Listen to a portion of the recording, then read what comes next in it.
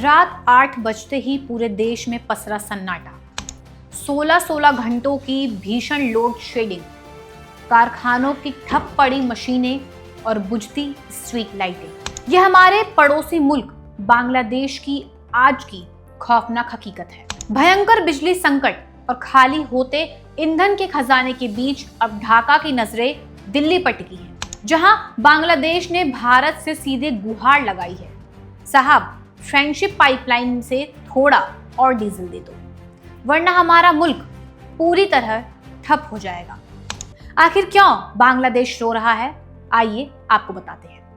नमस्कार, मैं हूं जानसी और आप देख रहे हैं डायनामाइट न्यूज। आज की हमारी कहानी उस बुनियादी जरूरत की है जिसके बिना आधुनिक दुनिया का पहिया रुक जाता है, यानी बिजली।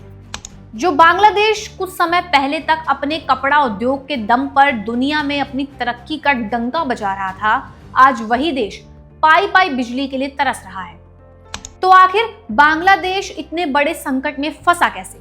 वहां के आम नागरिक और व्यापारी किन दुश्वारियों से गुजर रहे हैं? और क्या भारत इस मुश्किल घड़ी में बांग्लादेश को इस अंधेरे से बाहर निकालेगा?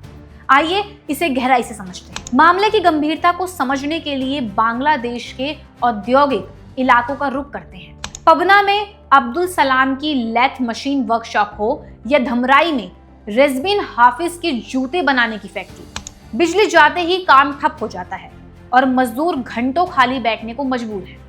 बिना किसी टाइम टेबल के हो रही कटौती ने व्यापारिक गतिविधियों को पूरी तरह से ध्वस्त कर दिया है।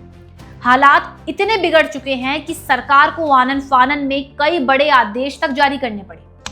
अब देश भर में मॉल, बाजार और दुकानें सिर्फ सुबह 11 बजे से रात 8 बजे तक ही खुल सकेंगी। इसके अलावा शाम 7 बजते ही सड़कों किनारे लगे बिलबोर्ड्स और सजावटी लाइटों को बंद करने का सख्त नियम बना दिया गया है, ताकि जैसे तैसे बिजली की खपत घटाई जा सके। जब अपने देश के तमाम संसाधन और ईंधन का बैकअप जवाब दे गया तो ढाका ने तुरंत दिल्ली का दरवाजा खटखटाया। बांग्लादेश के बिजली और ऊर्जा मंत्री इकबाल हसन महमूद ने भारतीय उच्चायुक्त प्रणय वर्मा से आपातकालीन मुलाकात कर अतिरिक्त डीजल की मांग की।